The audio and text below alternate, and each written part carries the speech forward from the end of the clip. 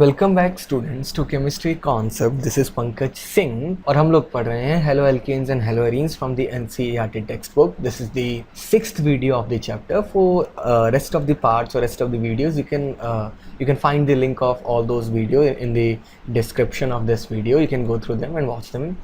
Okay, so before we start the topic, if you have not done yet, please subscribe the channel and hit the bell icon so whenever video is uploaded you come to know about the same. So let's start. In this topic we are going to discuss reaction of haloalkanes with metals.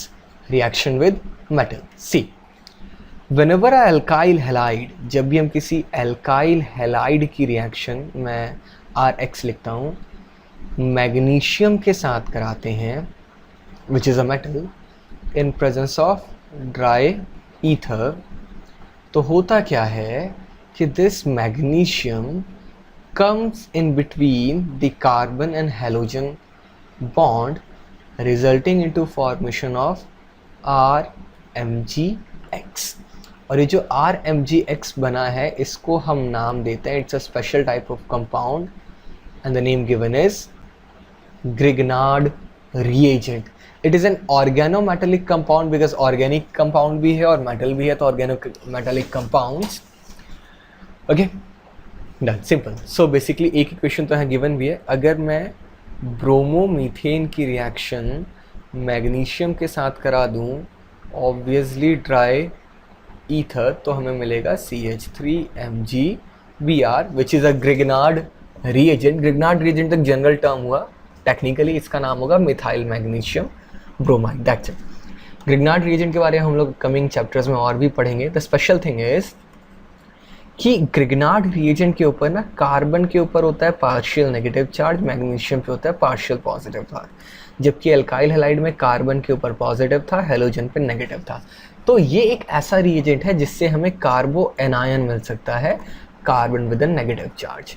अच्छा, यहाँ पे आपने देखा होगा dry ether, we always make sure कि कभी भी ना वाटर नहीं होना चाहिए ग्रिग्नार्ड रिएजेंट के आसपास, and that's why we prepare it and even store it in absence of moisture in dry condition. And the reason is whenever Grignard reagent comes in contact with water or any other substance which can donate a proton, it converts into hydrocarbon. आप ये देख भी सकते हैं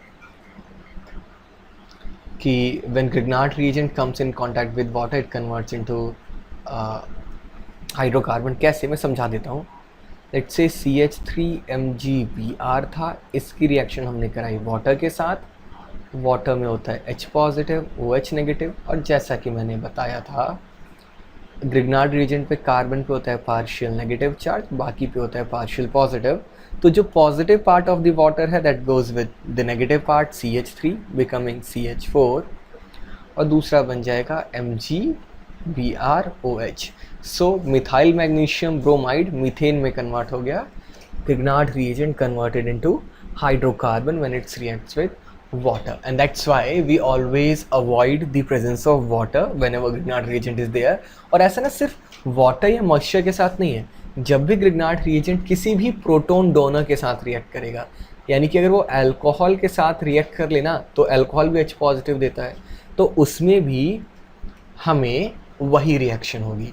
शायद यहाँ पे लिखा भी होगा Grignard reagents are highly reactive and react with any source of proton to give hydrocarbons.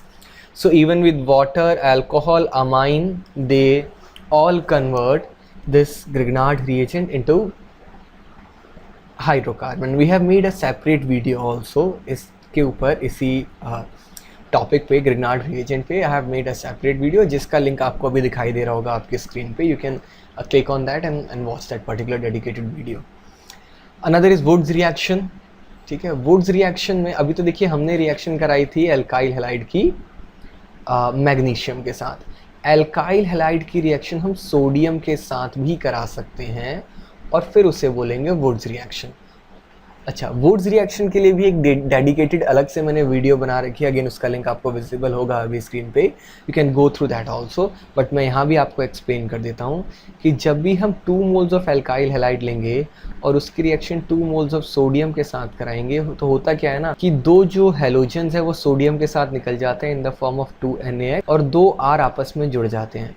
इसे ना आप ऐसे समझ लीजिए, गिव मी अ सेकेंड, मैं ज़रा अपनी स्क्रीन क्लियर कर लूँ। हाँ, इट्स डन नाउ। सी, ऐसा मान लीजिए कि एक RX था, दूसरा भी RX था, इसकी रिएक्शन मैंने सोडियम के साथ करा दी, 2 मोल्स ऑफ सोडियम, तो ये जो पूरा पार्ट है 2 मोल्स ऑफ NaX ये बाहर आ गए और दोनों R आपस में जुड़ गए। ठीक है, सो इसमें कार्बन हो जाता है डबल। अगर मैं एक कार्बन वाला लूँगा तो 2 कार्बन बन जाएंगे, 2 कार्बन वाला लूँगा तो 3 कार्बन बन जाएंगे, तो 4 कार्बन बन जाएंगे। मतलब मैं कहना क्या चाह रहा हूँ, कहना मैं ये चाह रहा हूँ कि लेट्स से इसी रिएक्शन को हम समझते हैं कि we have taken 2 moles of CH3Cl reacting with sodium metals, obviously 2 sodium, तो हमें मिलेगा CH3 प्लस 2NaCl। तो जो क्लोरो मीथेन था वो इथेन में कन्वर्ट हो गया, कार्बन डबल्स हो गया। अगेन आई रिपीट, मैंने बहुत ही डिटेल में ये वीडियो बनाई है वुड्स रिएक्शन के ऊपर, you can go through them. तो इस पोर्शन में बस हम इतना ही रहने देते हैं। The next part will be covering